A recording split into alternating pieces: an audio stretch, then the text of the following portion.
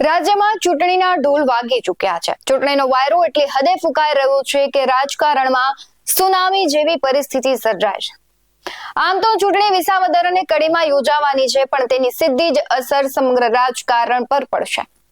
ચૂંટણી લડવા માટે પૈસા અને પ્રતિષ્ઠા બંને જરૂરી અને મહત્વના જ કહેવાય છે કે પરિબળો છે, ત્યારે વિસાવદરમાં કંઈક આ વસ્તુ માટે પણ જંગ ખેલાઈ રહ્યો છે।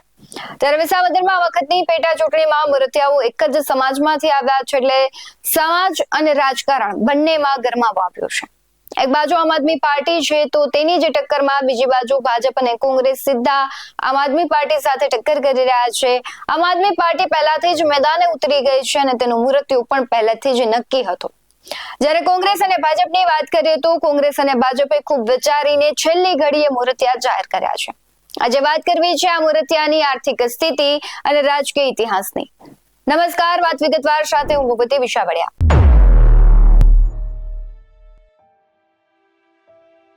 જ્યારથી વિસાવદર અને કડીની પેટા ચૂંટણી જાહેર થઈ છે, ત્યારથી રાજકારણમાં ગરમાવો આવ્યો છે। વિસાવદરની ચૂંટણી દરેક પાર્ટી માટે ખૂબ જ મહત્વની છે, કારણ કે વિસાવદરની જનતા ખૂબ ઇન્ટેલિજન્ટ છે, પણ જનતાની સામે પક્ષો અને ઉમેદવારો પણ તેટલા જ સાતીર દિમાગના છે। આમ આદમી પાર્ટીએ ગોપાલ ઇટાલિયા, ભાજપે કિરીટ પટેલ અને કોંગ્રેસે નીતિન રાણપરિયાને ટિકિટ આ વખતે આપી છે। આના સિવાય પણ અન્ય પાર્ટીએ ઉમેદવારો જાહેર કર્યા છે। આજે વાત કરવી છે, સૌથી પહેલા વાત કરીએ બાહુબલી પાર્ટી ભાજપની કે તેનું ત્યાં બેકગ્રાઉન્ડ કેવું રહ્યું છે અને હાલના જે ઉમેદવાર જાહેર કર્યા છે તેનો રાજકીય ઇતિહાસ અને સામાજિક જીવન કેવું છે। ભારતીય જનતા પાર્ટીનો રાજકીય ઇતિહાસ ખૂબ જ વિશાળ રહ્યો છે। ગુજરાતમાં તો છે, પણ વિસાવદરમાં તેમણે કારમી હારનો પણ સામનો કર્યો છે। સ્થાનિક સ્વરાજ્યથી લઈને કેન્દ્ર સુધી ભલે ભાજપના હાથમાં સત્તાની કમાન હોય, પણ વિસાવદરમાં જીતવું લોઢાના ચણા ચાવવા જેટલું અઘરું છે। ભાજપે કિરીટ પટેલને આ વખતે ઉમેદવાર તરીકે જાહેર કર્યા છે, ત્યારે તેમના રાજકીય અને સામાજિક ઇતિહાસની વાત કરીએ તો કિરીટ પટેલ 1968માં જન્મેલા એન્જિનિયરિંગ સ્નાતક છે। તેઓ ખેતી અને બાંધકામ ક્ષેત્રે સક્રિય છે। તેણે યુવા ભાજપ જૂનાગઢના પ્રમુખ તરીકે 2009 થી 2015 સુધી સેવા આપી છે અને 2015 પછી જિલ્લા ભાજપના પ્રમુખ તરીકે તેઓ કાર્યરત છે। તેમણે તાલાળા અને જૂનાગઢની ખેતીવાડી ઉત્પન્ન બજાર સમિતિના ચેરમેન તરીકે પણ સફળ કામગીરી કરી છે અને હાલમાં જૂનાગઢ જિલ્લા સહકારી બેંકના ચેરમેન છે। તેમણે છેલ્લા 2 દાયકાથી સંગઠનમાં સક્રિય રહી વિવિધ જવાબદારીઓ પણ નિભાવી છે। ત્યારે કિરીટ પટેલ પાટીદાર સમાજમાં મજબૂત પકડ પણ ધરાવે છે। વિસાવદર તાલુકાના ગ્રામ્ય વિસ્તારોમાં તેમનો ખૂબ જ પ્રભાવ જોવા મળી રહ્યો છે, એટલે સમજી વિચારીને ભારતીય જનતા પાર્ટીએ તેમને ટિકિટ આપી છે। હવે વાત કરીએ કોંગ્રેસની। કોંગ્રેસનો પ્રભાવ વિસાવદરમાં ખૂબ સારો રહ્યો છે ભૂતકાળમાં। આ વખતે કોંગ્રેસે નીતિન રાણપરિયાને મેદાને ઉતર્યા છે। નીતિન રાણપરિયાની વાત કરીએ તો નીતિન રાણપરિયા જિલ્લા પંચાયતના સભ્ય રહી ચૂક્યા છે। આ સિવાય વિસાવદર યુથ કોંગ્રેસના પ્રમુખ રહી ચૂક્યા છે। હાલમાં તેઓ ભેસાણ તાલુકા કોંગ્રેસ પ્રમુખની જવાબદારી નિભાવી રહ્યા છે। નીતિન રાણપરિયાને પહેલી વખત કોંગ્રેસે વિધાનસભા બેઠકની ટિકિટ આપી। તેઓ વિધાનસભાની પહેલી વાર ચૂંટણી લડવા જઈ રહ્યા છે, એટલે કોંગ્રેસ માટે આમ તો વિસાવદરમાં જીતવું અઘરું છે। ત્યારે તેમણે નવા ચહેરાને, કોંગ્રેસમાં બિનઅનુભવી ચહેરાને તેમણે ટિકિટ આપી છે, એટલે હવે જ્યારે આગળ કહેવાય છે કે મતદાન થશે ત્યારે ખબર પડશે કે કોંગ્રેસનો આ ચહેરો કેટલું કામ કરે છે। હવે વાત કરીએ સૌથી વધુ ચર્ચિત ચહેરો ગોપાલ ઇટાલિયાની। આમ આદમી પાર્ટીએ વિસાવદર બેઠક પર લેવા પાટીદાર એવા ગોપાલ ઇટાલિયાને ઉમેદવાર બનાવ્યા છે। ચૂંટણી પંચે ચૂંટણી તારીખ જાહેર કરી નહોતી એ પહેલા આપે તૈયારીઓ શરૂ કરી દીધી। 1995 થી લઈ 2022 સુધી આ સીટ પરથી લેવા પાટીદાર ઉમેદવાર જ જીત્યા આવ્યા છે અને 2022ની વિધાનસભા ચૂંટણીમાં સુરત શહેરની કતારગામ બેઠક ગોપાલ ઇટાલિયાનો ભાજપના વિનુ મોરાડિયા સામે હાર થઈ હતી। આ ચૂંટણીમાં મોરાડિયાને 1,20,342 મત મળ્યા, જ્યારે ગોપાલ ઇટાલિયાને 55,713 મત મળ્યા હતા। આમ 64,629 મતથી ઇટાલિયા હારી ગયા હતા। હવે વાત કરીએ ગોપાલના સામાજિક જીવનની। ગોપાલ ઇટાલિયાએ પહેલી નોકરી પોલીસ કોન્સ્ટેબલ તરીકે કરી, ત્યારબાદ અમદાવાદ કલેક્ટર ઓફિસમાં ક્લાર્ક બન્યા। ત્યાંથી ઇટાલિયાની બદલી ધંધુકા સબ રજિસ્ટર કચેરીમાં રેવન્યુ ક્લાર્ક તરીકે થઈને આ તેમની છેલ્લી નોકરી હતી। એનું કારણ એક જ હતું કે તેમણે આક્રમક વિચારને અમલમાં મૂકવાનું શરૂ કર્યું। આમ પણ ગોપાલ ઇટાલિયા છે પોતાના બેબાક ભૂલથી જાણીતા થયા છે। ત્યારે બધાની વચ્ચે ગોપાલ ઇટાલિયાએ આજે કેવો વિડીયો શેર કરી અને લોકો પાસે આર્થિક સહાયની માંગ કરી છે। તેઓ કહી રહ્યા છે કે હું એક સામાન્ય પરિવારમાંથી આવું છું, મારી પાસે બુદ્ધિ કાર્યક્ષમતા છે, પરંતુ મારી પાસે આર્થિક એટલો બધો ભંડાર નથી કે હું કહેવાય કે કોંગ્રેસ અને ભાજપની સમાનતા કરી શકું, તેમની કોમ્પિટિશનમાં આવી શકું. આ વિડીયો બાદ રાજકીય ગરમાવો આવ્યો છે અને આમ આદમી પાર્ટી દ્વારા આજે પ્રેસ કોન્ફરન્સ પણ કરવામાં આવી. તેના પ્રેસ કોન્ફરન્સમાં પ્રવીણ રામે ભાજપના કિરીટ પટેલ પર અનેક આક્ષેપો કર્યા છે, સાથે ઘટસ્ફોટ કર્યા છે. પ્રવીણ રામે શું કર્યા છે તેના પર નજર કરવી છે. તેના પહેલા પણ એક ગોપાલ ઇટાલિયાનો AI વિડીયો જે છે તે વાયરલ થાય છે અને આજે પણ એક ફોટો છે વાયરલ થાય અને એ ફોટોમાં કહેવાય છે કે કેશુ પટેલ છે તે કહી રહ્યા છે ગોપાલ ઇટાલિયાને કે તું મારા નામે ચરી ખાય છે, તું મારા નામે પ્રદર્શન કરે છે અને તું આ બંધ કર. એ બધાની વચ્ચે શું કર્યા છે પ્રવીણ રામ તેના પર નજર કરીએ, કારણ કે તેમને અનેક ઘટસ્ફોટ કર્યા છે. સાથે તમામ ઉપસ્થિત પ્રેસ મીડિયા મિત્રોનું હાર્દિક સ્વાગત છે. આજે એક મહત્વના મુદ્દાઓને લઈને અમે એક ખુલાસો કરવા માટે જઈ રહ્યા છીએ, ઘટસ્ફોટ કરવા જઈ રહ્યા છીએ. જેમની ઉપર ફ્રોડના આક્ષેપો લાગતા હતા એવા વિસાવદર ભેસાણ વિધાનસભાના ઉમેદવાર કિરીટભાઈ પટેલે સાબિત કરી દીધું છે કે પોતે ફ્રોડ છે અને એના પુરાવા સાથેની અમે માહિતી મીડિયા સમક્ષ શેર કરવા જઈ રહ્યા છીએ. વિસાવદર ભેસાણના ઉમેદવાર કિરીટભાઈ પટેલે અંદાજિત 2 કે 3 દિવસ પહેલા એમના નામનો એક લેટર સોશિયલ મીડિયાની અંદર વાયરલ કર્યો. એમ લેટરની અંદર એમની અંદર મુખ્ય ઉલ્લેખ છે કે ભૂપેન્દ્રભાઈ પટેલ અને મુળુભાઈ બેરા સાહેબનો વિસાવદર તાલુકાના 10 ગામોને પ્રોટેક્ટેડ ફોરેસ્ટ એટલે કે PF માંથી મુક્ત કરવા માટે મંજૂરી આપી એ બદલ એને આભાર વ્યક્ત કરતો એક લેટર સોશિયલ મીડિયામાં 2-3 દિવસ પહેલા વાયરલ કર્યો. એમની અંદર જે પિયાવા, રાજપરા, જાવલડી, માણદિયા, દુધાળા, મોટા કોટડા, શોભાવડલા, ઘોડાસર, મુડિયા, રાવણી અને જાંબુડી ગામનો એને ઉલ્લેખ કર્યો. સાથે સાથે ગઈકાલે મુખ્યમંત્રીની હાજરીમાં એમના નામાંકન વખતે એમણે ફરીથી આ વાતને દોહરાવી કે અમે વિસાવદરના 10 ગામ, ત્યારે તે 13 ગામ બોલ્યા, અહીંયા 10 ગામ લખે છે અને એની સ્પીચમાં એ 13 ગામ બોલે છે. એટલે પેલા તો તેની વાતમાં જ ફેરફાર થાય છે 10 કે 13. એટલે એમની અંદર એ ઉલ્લેખ કરે છે કે 13 ગામની અંદર મુખ્યમંત્રીએ આ તમામને પ્રોટેક્ટેડ ફોરેસ્ટમાંથી કાઢ્યા એ બદલ હું મુખ્યમંત્રીનો આભાર માનું છું એવું મુખ્યમંત્રીની હાજરીમાં બોલે છે. ત્યારે મારે એ કિરીટભાઈ પટેલની વાતને નકારી કાઢવી છે. આ વાહિયાત વાત છે, આ ખોટી વાત છે, આ પ્રજાને વિસાવદરના લોકોના આંખો ઉપર ધૂળ ઉડાડવાની વાત છે. એમનું ગુજરાતીમાં કહીએ તો ડાયરીમાં લખવાની વાત છે. ચૂંટણી આવી છે, મત લેવા છે એટલે લોકોને ગુમરાહ કરવાની વાત છે. કારણ કે આ સત્તા મુખ્યમંત્રી પાસે નથી. આ સત્તા મુખ્યમંત્રી પાસે નથી. આ સુપ્રીમ કોર્ટના દિશા નિર્દેશ અનુસાર જ થઈ શકે. આ હું પુરાવા પણ રજૂ કરીશ, પણ એમાં બીજા કોઈના પ્રમાણ લેવાની જરૂર નથી. કિરીટભાઈ પટેલે જાહેર કરેલો પોતાનો લેટર એમાં જ પ્રમાણ આપેલું છે. એમાં નીચેની લીટીમાં લાસ્ટમાં એમણે એક છેલ્લી લીટીમાં ઉલ્લેખ કર્યો છે કે નામદાર સુપ્રીમ કોર્ટમાંથી હુકમ મળીએ આવી જમીનો ફોરેસ્ટના નિયંત્રણમાંથી દૂર કરી શકાશે. મતલબ એને જ લાસ્ટની લીટીમાં લખ્યું છે કે નામદાર સુપ્રીમ કોર્ટના નિર્ણય પછી આ નિર્ણય થઈ શકશે. તો જો નામદાર સુપ્રીમ કોર્ટના નિર્ણય પછી જ આ નિર્ણય થઈ શકે તો તમે મુખ્યમંત્રીનો આભાર શું કામ માની રહ્યા છો? તમે મુખ્યમંત્રીનો આભાર માનીને મત લેવાનો પ્રયત્ન કરી અને વિસાવદરની જનતાને રમાડવાનો પ્રયત્ન શું કામ કરી રહ્યા છો? સાથે સાથે તમે મીડિયામાં વાત કરો છો 13 ગામ, અહીંયા બોલો છો તમારો લેટરની અંદર 10 ગામ. આ એટલો ડિફરન્સનો મતલબ શું? એટલે આખી વાત જે છે એ માત્ર ને માત્ર મતો લેવા માટે, ચૂંટણીમાં મતો લેવા માટે ઊભી કરાયેલી વાત છે. સાથે સાથે આ તો એવી વાત થઈ મુખ્યમંત્રીની હાજરીમાં વિસાવદરની જનતાનું ડાયરીમાં નામ લખાવવાનો પ્રયત્ન કિરીટ પટેલ દ્વારા થયો. મુખ્યમંત્રીની હાજરીમાં વિસાવદરના લોકોને રમાડવાનો પ્રયત્ન મુખ્યમંત્રીની હાજરીમાં થયો.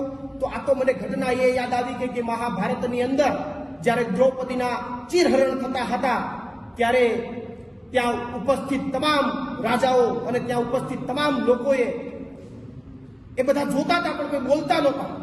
એમ અહીંયા પણ મુખ્યમંત્રીને ખબર હતી કે કિરીટભાઈ ખોટું બોલી રહ્યા છે, છતાં પણ મુખ્યમંત્રી મોક હતા અને વિસાવદરની જનતાને જે કંઈ પણ રમાડવાનો પ્રયત્ન થઈ રહ્યો હતો એ રમાડવાના પ્રયત્નમાં મુખ્યમંત્રી પણ જેમ મહાભારતની અંદર જે લોકોએ કર્યું એમ શાંતિથી બધું જોઈને બેઠા. આવી ઘટના થઈ.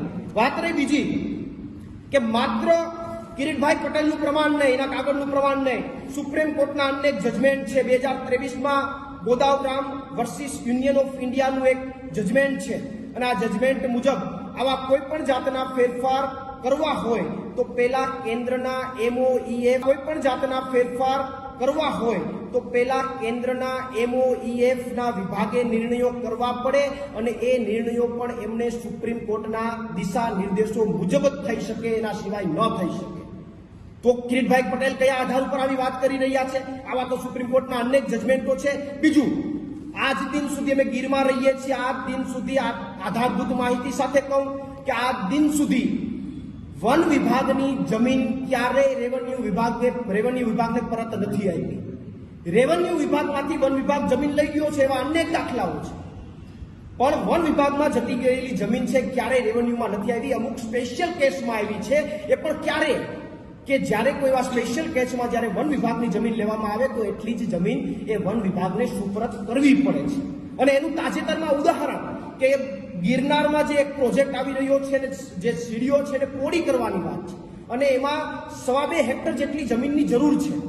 તો જ્યારે એ સીડીને પોળી કરવાની વાત છે એમની અંદર પણ જે વન વિભાગની જમીનની જે જરૂર પડવાની છે એની સામે 2.5 હેક્ટર જેટલી જમીન ગિરનારની બાજુમાં રેવન્યુ વિભાગમાંથી એમને આપવી પડશે ને એની તજવીજ ચાલુ થઈ છે. એ જ રીતે તમે સાસણ અને મેંદરડાનો રોડ લઈ લો તો વચ્ચે જે એકદમ સિંગલ પટ્ટી છે અને ડબલ પટ્ટી કરવાનો જે તે પણ પ્રયાસ થઈ રહ્યો છે એમાં વન વિભાગ ના પાડી રહ્યું છે. તો એમાં પણ સામે એટલી જ જમીન જો વન વિભાગમાં આપવામાં આવે તો જે પ્રશ્નનું નિરાકરણ આવે. તો અત્યાર સુધીનો એક પણ દાખલો નથી બન્યો અને અત્યારે અચાનક ચૂંટણી આવી અને તાત્કાલિક એમનેમ આવા કોઈ દિવસ બન્યા ન હોય એવા નિર્ણયો કે જેની સત્તામાં નથી એવો નિર્ણયો કરવા માટે આ વસ્તુ જે છે એ આપણી સામે નજર સમક્ષ છે. વાત રહી ત્રીજી કે પીએફની જમીન માત્ર 10 ગામડાઓમાં થોડી વિસાવદરમાં છે. પીએફના ટુકડા તો વિસાવદરના 10 થી વધારે ગામડાઓમાં પણ છે, તાલાળામાં પણ છે, ગીરગઢડામાં પણ છે, ખાંભામાં પણ છે, ધારીમાં પણ છે. તો વિસાવદરના માત્ર 10 કે 13 ગામડાના પીએફના ટુકડાને દૂર કરવાની મુખ્યમંત્રી રજૂઆત લઈને આવે અથવા કિરીટ પટેલ એમ કે મુખ્યમંત્રીએ દૂર કર્યા તો બીજા બધા પીએફના ગામડાઓનું શું કામ બધા માટે નિર્ણય નહીં? માની લો કે હાલો આપણે એક ટાઈમ માની લે કે તમારી સત્તા છે તો તમારી સત્તા હોય તો માત્ર 10 કે 13 ગામ જ શું કામ? આજુબાજુ બધા પીએફ છે, ત્યાં શું કામ નહીં? તો કરી નાખો, બધાને પીએફ માંથી બહાર કાઢીને રેવન્યુની જમીન આપી દો, અમને કઈ વાંધો નથી. પણ એ જે થઈ શકે એમ નથી અને ખોટી રીતે લોકોને ગુમરાહ કરો છો, વિસાવદરના લોકોની આંખમાં ધૂળ નાખો છો, મત લેવાનો ખોટી રીતે પ્રયત્ન કરો છો, આ ખોટી બાબત છે. વાત રહી બીજી, તમે એમ કહો છો કે રેવન્યુમાં તબદીલ કરવાની વાત. હવે તમારી ભાજપની મનસાને તમે મારે નથી બોલવું પણ 2016 ની અંદર મારી જ્યારે ઇકોઝોનની લડાઈ ચાલુ હતી ત્યારે ત્યારના પ્રવર્તમાન મુખ્યમંત્રી સાથે સેટલમેન્ટના 21 ગામડાઓ માટે મારી ચર્ચા થઈ હતી. મારી ટેબલ ટોપ સામે બેસીને ચર્ચા થઈ છે. 21 સેટલમેન્ટના ગામડાઓને રેવન્યુમાં તબદીલ કરવાની સરકારે ત્યારે મને બાંહેધરી આપેલી હતી 2016 અને આજે 2024 એક દશકો જતો રહ્યો, હજી એ રેવન્યુમાં તબદીલ આ લોકોએ નથી કર્યા. હવે તમે સેટલમેન્ટના ગામડાને રેવન્યુ અધિકાર નથી આપતા તો તમે પીએફને કઈ રીતે રેવન્યુના અધિકાર આપતા? તમારી સત્તા જ નથી. વાત રહી ત્રીજી કે આ જે કંઈ પણ આ લોકોએ ઊભું કર્યું છે વાતો, એ માત્ર ને માત્ર લોકોને ગુમરાહ કરી અને મત લેવાની વાત છે. કિરીટભાઈ પટેલ એના ભાષણમાં એવું બોલે છે કે જમીનોના ભાવ વધે. અરે ભાઈ, જમીનોના ભાવ તો ઇકોઝોનના કારણે ઘટી જવાના છે. જમીનના ભાવ વધારવાની એટલી બધી તમારી ઈચ્છા હોય તો ઇકોઝોન હટાવી દો ને. તમને ગીરની જનતાની, વિસાવદરની જનતાની પડી હોય અને જમીનના ભાવ વધારવા હોય તો ઇકોઝોન હટાવી દો ને. શું કામ નથી હટાવતું? ઇકોઝોન માટે ત્યાં એફિડેવિટ કરી દો ને, કોર્ટની અંદર દરખાસ્ત કરો ને. શું કામ નથી કરતા?